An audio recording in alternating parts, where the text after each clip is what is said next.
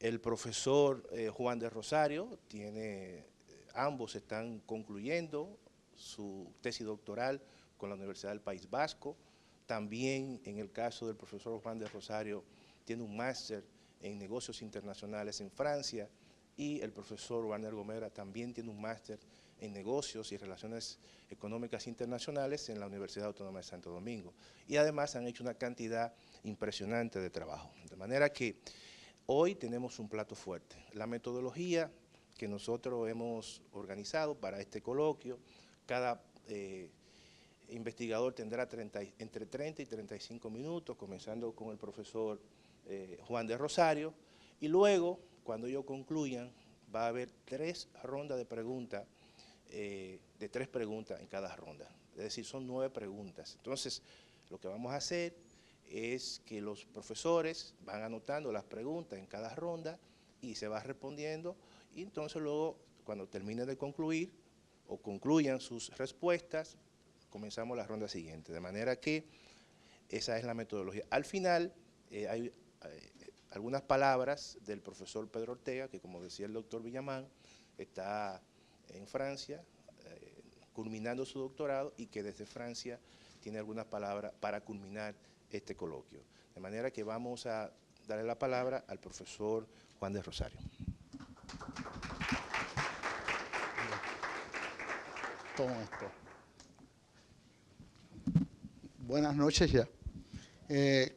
Como decía el profesor Siriaco, este es el resultado de unos esfuerzos investigativos que hemos estado haciendo tanto el compañero Warner Gomera y quien les habla, con el auspicio, el apoyo del Programa de las Naciones Unidas, PNUD, con el auspicio también del Banco Mundial en el lado oeste, en Haití, a través de una empresa que se llama Catran Consultant, con la cual hemos estado trabajando todo el tema de aporte logístico desde productos agrícolas para las exportaciones haitianas hacia República Dominicana y también de la Unión Europea, claro está.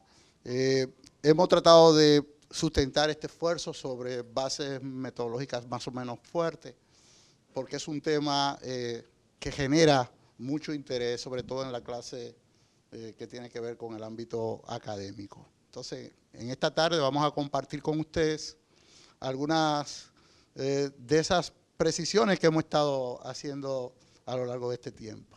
Estos estudios se han discutido también a nivel de la comisión mixta, y pienso que tanto en el lado haitiano como en el lado dominicano han sido de utilidad.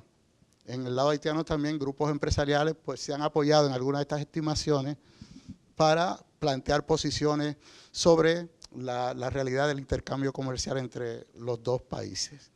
Bien es cierto que en los últimos meses todos sabemos que Haití ha entrado en un proceso de indecisión desde el punto de vista político, unos procesos electorales que han sido un poco tortuosos, y eso se ha llevado de tema o ha postergado la intensidad de temas tan importantes como es el tema de comercio. Sin embargo, pensamos que una vez se supere este tramo, el tema comercial, de las relaciones comerciales, va a cobrar mucha intensidad. Y creo que en ambos lados debemos estar preparados para, de la manera mucho más rápida posible, llegar definitivamente a lo que nosotros entendemos que debe ser la regularización y formalización de los intercambios comerciales que se dan en esa frontera. Nosotros aquí tenemos el mapa. Obviamente, todavía de este lado entendemos que son 14 puntos de comercio, en el lado haitiano se entiende que son 51, y nosotros hemos investigado unos 41 puntos de comercio, o sea que nos deben estar faltando algunos 10 por analizar. En esta tarde vamos a ver un poco, hablar sobre el abordaje metodológico, el tema de la informalidad. Quiero adelantar que no vamos a tratar mucho la figura del contrabando porque no es el objeto en esta tarde. Vamos a hablar un poco de la caracterización de los mercados que hemos estudiado, el tipo de productos que se comercializan así, las condiciones en las que operan esos mercados, los cobros que se dan en el ámbito de la informalidad. Nosotros hemos hecho una clasificación y vamos a compartirla con ustedes también. El tema de las recaudaciones reales y estimadas, que ha sido un tema de mucho debate, porque en el lado haitiano se plantea que el gobierno está dejando de recaudar unos 300 millones de dólares cada año, y nosotros estimamos que realmente las cifras están mucho más bajas de ahí. También vamos a hablar un poco sobre el tema de la veda. Todavía no existe un estudio que explique cuál es el impacto que ha tenido la veda, sobre todo, tanto desde la formalidad como de la informalidad, en todo lo que es el comercio bilateral. Se hacen estimaciones de que la veda tiene un impacto negativo para el comercio entre República Dominicana y Haití de unos 400 millones de dólares, pero eso solamente es la parte formal. Veremos qué pasa con la informal. Entonces, como somos del ámbito académico, yo hice también, tanto Warner como yo, un atrevimiento académico y tratamos de estimar la banda especulativa que se está produciendo en Haití como consecuencia de la veda. Y es un ejercicio simple que los compañeros estudiantes de economía van a entender. Y obviamente solamente es una inferencia, ni siquiera lo vamos a presentar como un impacto real, pero pensamos que es interesante. Y finalmente vamos a hablar del tema de qué nosotros pensamos y hacia dónde se debe ir para que esas relaciones definitivamente se fortalezcan. Algunas preguntas que nos van a orientarnos sobre cuáles son las características que acusa el comercio formal. No podemos explicar la formalidad si no entendemos, la informalidad, perdón, si no entendemos la formalidad, y queremos por lo menos hacer una caracterización rápida de ese tipo de comercio. Y obviamente ponerle en contexto qué nosotros entendemos por comercio informal. Cuáles son las características de los mercados, quiénes son los principales actores, porque de este lado a veces tenemos una serie de informaciones que no son del todo adecuadas. ¿Quién controla las operaciones de compra y venta que se dan en los mercados fronterizos?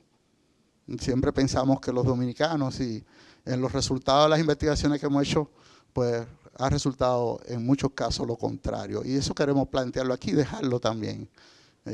Bajo qué condiciones se realiza ese comercio, cuáles son los cobros que se realizan desde la informalidad, y obviamente hablar un poco sobre el peso relativo que tiene las estimaciones que hemos hecho sobre comercio informal en el volumen de comercio total, y sobre todo en comparación con lo que nosotros entendemos como formalidad. Y finalmente, pues, preguntarnos, ¿sí?, qué cobran y dejan de cobrar los gobiernos de ambos países con el tema del comercio informal. Obviamente que el objetivo pasa por hacer esa caracterización, ¿no? Y responder un poco las preguntas. Estas son las herramientas. ¿Cuál es el objetivo y qué buscamos? Nosotros utilizamos mucho técnica de conteo rápido, que consiste sobre todo en analizar los mercados fronterizos, sobre todo los días de feria, lunes y viernes o lunes y jueves, depende del día en que se realizan, utilizando la técnica de conteo rápido, que consiste en contar en cada uno de los negocios el tipo de mercancía que tiene, y con 2 o 3 preguntas rápidas indagar de dónde provienen y hacia dónde van, a quiénes le venden. Y eso lo cruzamos con entrevistas, lo cruzamos con talleres que organizamos con agrupaciones de comerciantes y también con encuestas. Todo esto es buscando un poco lo que le explicaba hace un rato, el tema de la solidez desde el punto de vista de la metodología, ¿no?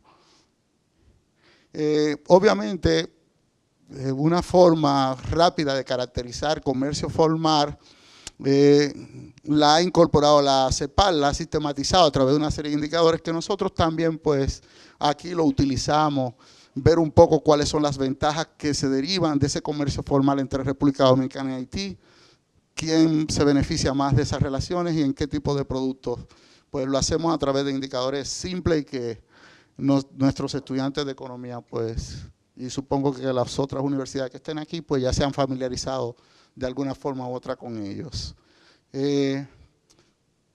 Para nosotros el tema de comercio formal, igual aquel que pasa, ¿no?, por las aduanas y del cual se llevan registros, se pagan impuestos, se llevan estadísticas también.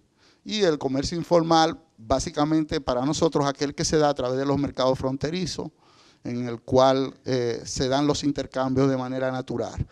Sobre el comercio ilícito, pues, Yo le decía que no nos dejamos tocar, pero lo define NACENDAC en el 2013 como el que se realiza a través de la comercialización de mercancías prohibidas que entran y salen de contrabando. Esto sí es importante porque con la última veda vuelve a ponerse sobre el tapete el tema de la informalidad y cómo esta veda pues iba a impactar sobre un incremento del volumen de comercio que se da a través de la informalidad. McAfee en 1991 planteaba que la informalidad no era más que una reacción normal a las regulaciones comerciales y que las personas rompen la ley y los reglamentos del Estado porque entienden que es inaceptable para poder sobrevivir, constituyendo un obstáculo para satisfacer las necesidades básicas de las masas empobrecidas. Para nosotros, y lo decimos, hay un tercer país, y yo creo que los dos países deben entenderlo, y es que comprender las relaciones comerciales entre República Dominicana y Haití pasa por entender que hay un país que se llama República Dominicana, que hay un país que se llama Haití y que hay un país que se llama La Frontera. Los tres tienen características diferentes. En consecuencia, cualquier tipo de política comercial tiene que pasar por establecer regulaciones muy particulares para el tramo fronterizo, porque las características son totalmente diferentes. Y eso podría contribuir, ¿no?, a reducir un poco todo el tema de la informalidad. Entonces, nosotros entendemos que hay que pasar por ahí. Entender que República Dominicana, Haití y La Frontera como un tercer espacio al cual hay que analizar con sus características, ¿no? Bueno, quizás no se vea un poco bien, pero lo puedo explicar. Es viendo las asimetrías de dos economías que comparten una población muy similar en territorios muy diferentes. República Dominicana contiene a Haití casi 2 veces, es decir, que Haití es la mitad del territorio que ocupa la República Dominicana. Nosotros estamos en 48, ellos están en 27 y pico. Poblaciones similares, 10 millones y 10 millones de uno y otro lado, ¿no? Un Producto Interno Bruto que es prácticamente 7 veces mayor en el lado dominicano que en el lado haitiano. Un PIB per cápita igual también, $750 per cápita contra un per cápita, perdón, $700 contra un per cápita de 5.240. Estamos hablando de prácticamente 8 veces el per cápita del lado dominicano. Niveles de pobreza obviamente diferentes. Sin embargo, a esas asimetrías también se le oponen simetrías. Cuando analizamos, por ejemplo, pobreza en la franja fronteriza, nos damos cuenta que hay un elemento común en ambos lados. Son las zonas más pobres, salvo en el caso de la banda norte. Estamos hablando de Dajabón, en donde sí ya hay diferencias un tanto marcadas en los niveles de pobreza. Pero en los demás puntos, pues, los niveles de pobreza son similares en relación a las demás regiones dentro de cada uno de los países. Es decir, en la región fronteriza, en el lado dominicano es la más pobre, pero en el lado haitiano también. Salvo, vuelvo y repito, en el caso de Dajabón, en donde los niveles de pobreza son menores a los niveles de pobreza que se producen en el nordeste haitiano. Viendo un poco la cifra, ¿no? Un comercio que a raíz de 2010, con la ocurrencia del terremoto, se intensifica, pero que luego vuelve otra vez a sus niveles normales, que hoy, pues, como resultado de una serie de factores, comienza a reducirse hasta registrar una disminución importante de más de un 2% en el 2015, como una caída de ese nivel de comercio. Nosotros en el 2014 hicimos una proyección utilizando un modelo econométrico simple y apoyándonos en el modelo de gravedad de Tinbergen, y planteábamos que de continuar las cosas como iban, pues el comercio se iba a reducir, y aparentemente pues esas proyecciones se han ido consolidando, se han ido dando, y eso es un elemento también que debe ser preocupante. Obviamente, sabemos que Haití es un socio importante para la República Dominicana, es su segundo socio comercial. Sin embargo, hay una relación que es interesante entender.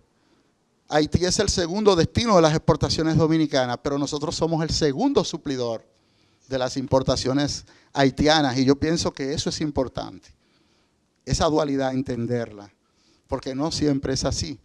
Yo puedo ser el primer suplidor de un país, pero no necesariamente su primer comprador.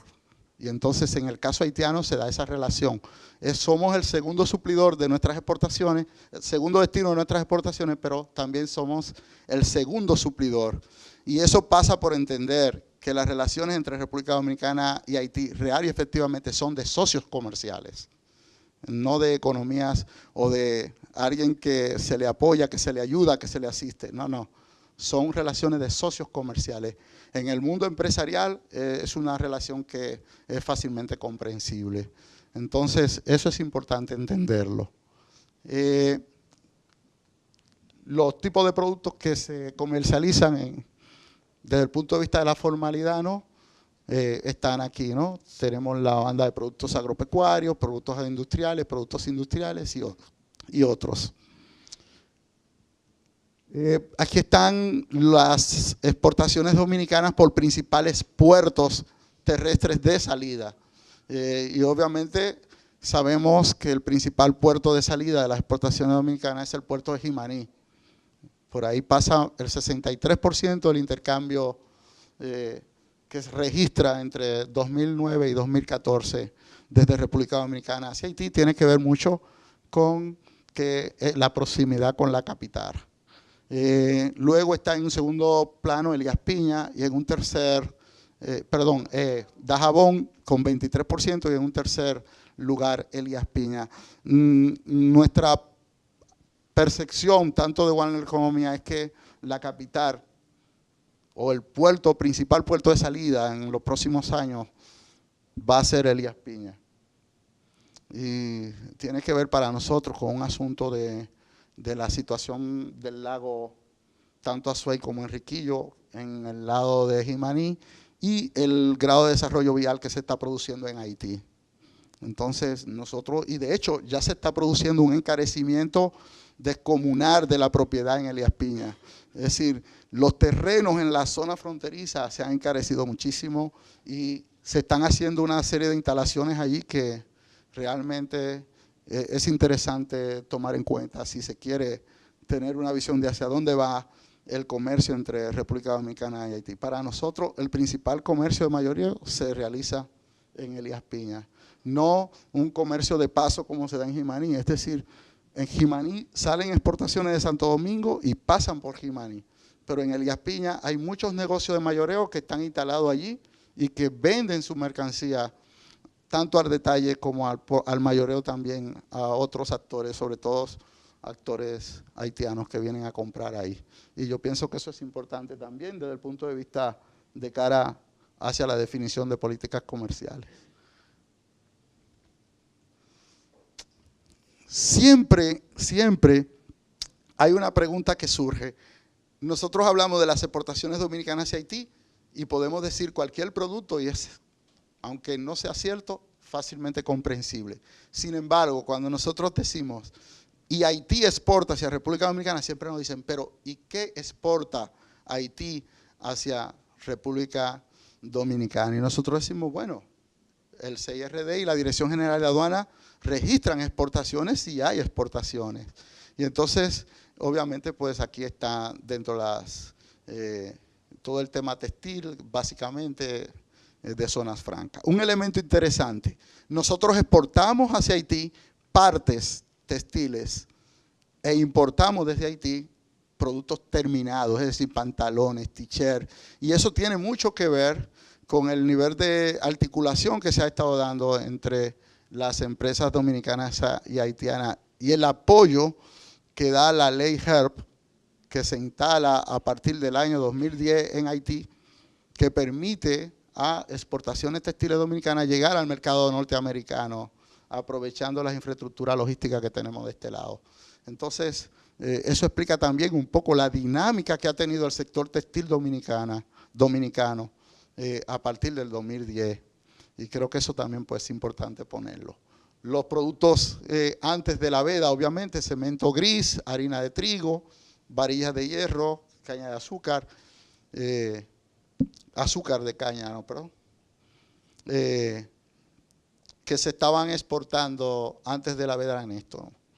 Con el tema del azúcar, del cemento y de la varilla, hay unos temas que sería interesante seguir explorando, y es hasta qué punto estamos exportando esos productos hacia Haití y Haití está haciendo reexportación hacia otras islas.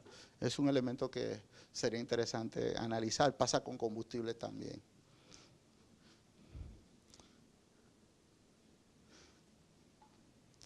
Bueno, ¿quién tiene la mayor ventaja en este intercambio? Pues obviamente que República Dominicana. Cuando lo analizamos por las estadísticas que se publican, 94% del intercambio comercial representa exportaciones dominicanas hacia Haití y solamente el 6% son importaciones dominicanas que se hacen desde Haití. Y uno se pregunta, bueno, pero ¿por qué un intercambio tan desigual? Y siempre el cuestionamiento es, ¿pero por qué ese intercambio no es más equitativo? Y parecería ser simplemente que nosotros no estamos comprando a Haití lo que está produciendo y que estamos necesitando.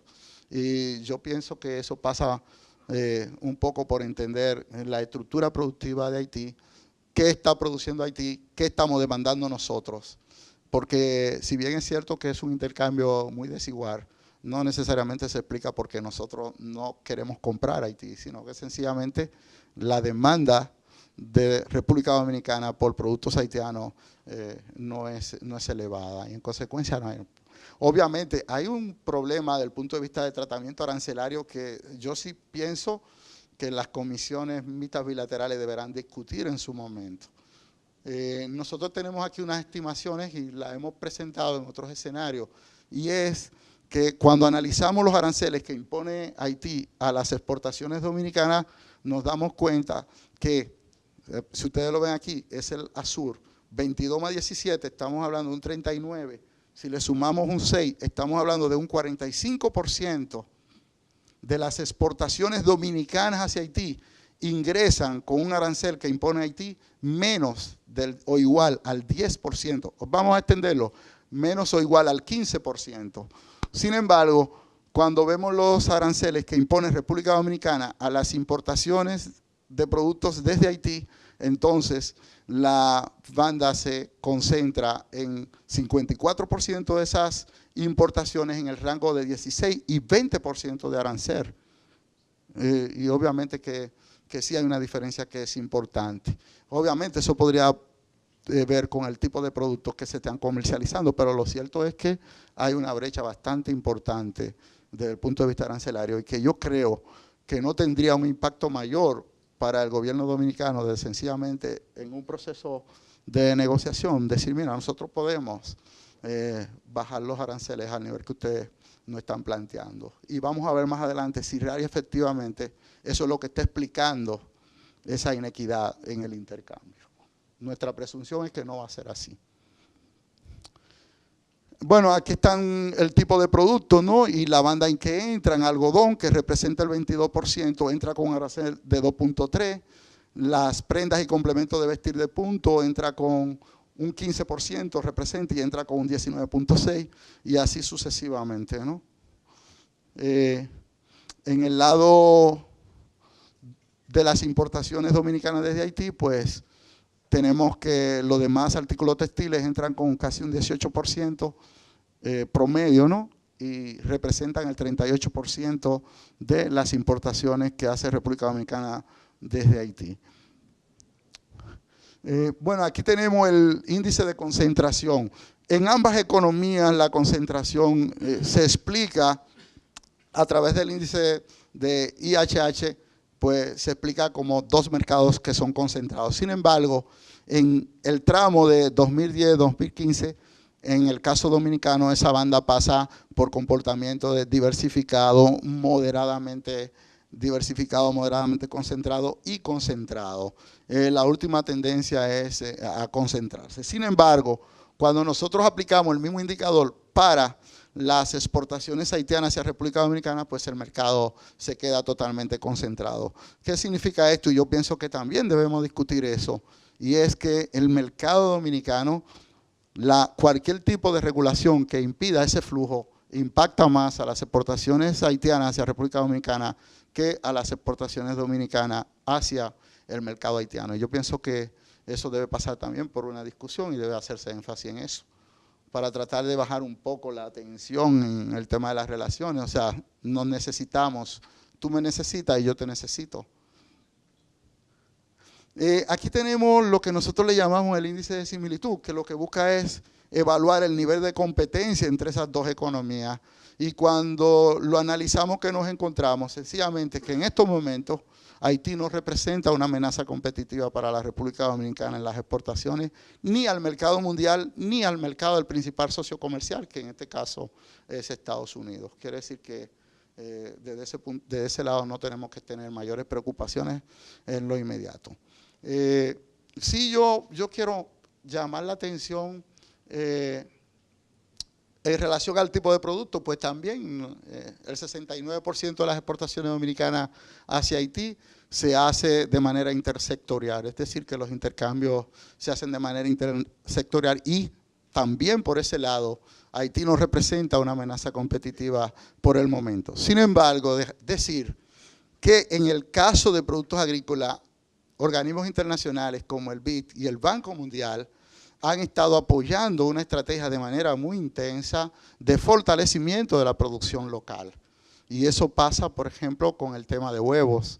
Haití producía 1.6 millones de huevos mensuales y demandaba 30 millones de huevos. Hoy está produciendo sobre 6 millones de unidades de huevos mensuales. Y ellos se están planteando que sobre el 2018, prácticamente, sobre todo unos israelíes que están metidos allí con el apoyo de productores dominicanos, se están planteando producir totalmente, internamente hacia 2018 la demanda de huevos que ellos tienen. Es decir que en ese sentido, además de la veda, se une todo el elemento de un proceso de fortalecimiento de la producción local en Haití, apoyada por organismos internacionales.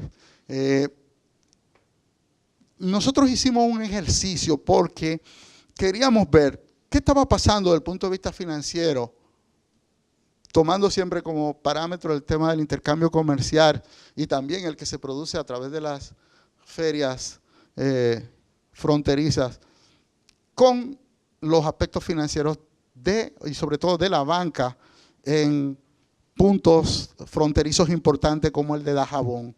Y entonces decíamos, bueno, por ejemplo, en el caso de Dajabón, mientras el intercambio comercial está creciendo, los depósitos en el lado de Dajabón que está recibiendo la banca están disminuyendo. Decíamos, bueno, es que se supone que el que está vendiendo es el que recibe dinero, ¿no? Entrega producto y recibe dinero. Y el que recibe dinero va al banco y lo deposita. Y el que está comprando está retirando dinero, entrega dinero y compra mercancías. Eso es un supuesto. Sin embargo, ¿qué nos encontramos? Que hay una dinámica desde el punto de vista de los depósitos mucho más intensa en el lado de Juana Méndez que en el lado de Dajabón. Entonces, ¿por qué eso? Nos preguntábamos. Y comenzamos a indagar con los comerciantes. Y en Haití hay un proceso de crecimiento de la banca. Si ustedes analizan el sector bancario en Haití, hay una dinámica sumamente interesante. Sobre todo SoftBank. Hay un banco que es líder en Haití y tiene mucha presencia en la zona fronteriza. Se me olvidó el nombre ahora. Y entonces, en el lado dominicano, la banca, la tendencia de los depósitos es a disminuir. Cuando quisimos indagar sobre esto, nos decían, bueno, mire lo que ocurre. Nosotros hacemos operaciones millonarias, pero nuestros márgenes se han reducido mucho. Y entonces, cuando vamos al sistema bancario, esas operaciones se formalizan e Impuestos Internos le da seguimiento. Y entonces, ¿qué hemos decidido? Sencillamente, utilizar los bancos solamente como mecanismo de depósito.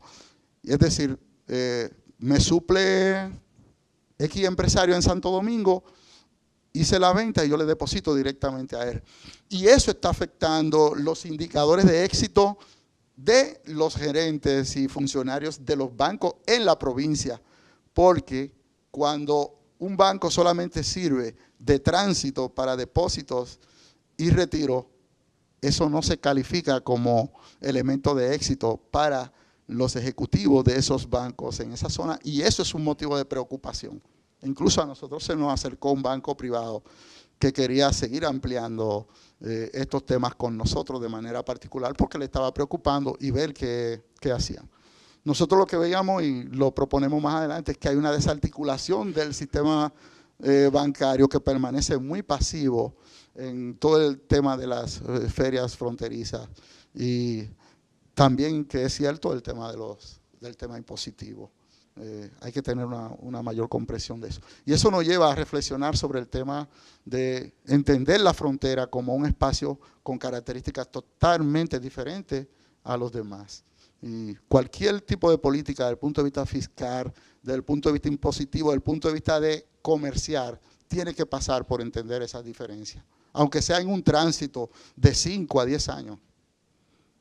Y luego entonces homogenizamos y seguimos con una sola línea, pero inicialmente no se puede aplicar una política tanto fiscal como comercial, como si se estuviera tratando de las relaciones de dos países en condiciones más o menos similares. El concepto de la reciprocidad de los clásicos, muy cuestionado, ¿no? Bueno, yo quise hacer un recorrido rápido. Al final, yo volveré otra vez a hablar de algunas estimaciones que hemos hecho sobre el tema de los aranceles teóricos y dejados de cobrar por la informalidad, tanto en el lado dominicano como en el lado haitiano, y también hacer una inferencia sobre el impacto que ha tenido la veda, sobre todo en el mercado haitiano, desde el punto de vista de la especulación. Es un ejercicio solamente académico, tampoco vamos aquí a defenderlo, y lo vamos a dejar a nuestros estudiantes de las universidades que están aquí presentes, tanto de grado como de maestría, para que sigan profundizando en él. Nosotros, Walner y yo, tenemos un estudio pendiente sobre el impacto de la veda con Naciones Unidas, pero todavía no lo hemos iniciado, y en consecuencia la información y la idea que podemos tener sobre ese impacto seguirá siendo vaga. Yo solamente quise aprovechar este espacio de compañeros, profesores y estudiantes para compartir, ¿no?, un ejercicio que hicimos y que ustedes lo valoren, y también despertar un poco la curiosidad para que sigan explorando. Que lo voy a dejar con mi compañero Walner Gomera, que le va a comenzar a hacer una caracterización sobre el tema de la informalidad, cuáles son los puntos que nosotros hemos estudiado, cuáles son los mercados que se alimentan de esos puntos y bajo qué condiciones también operan esos mercados. Como decíamos hace un rato, es el resultado de una serie de estudios que hemos estado realizando y que seguimos realizando.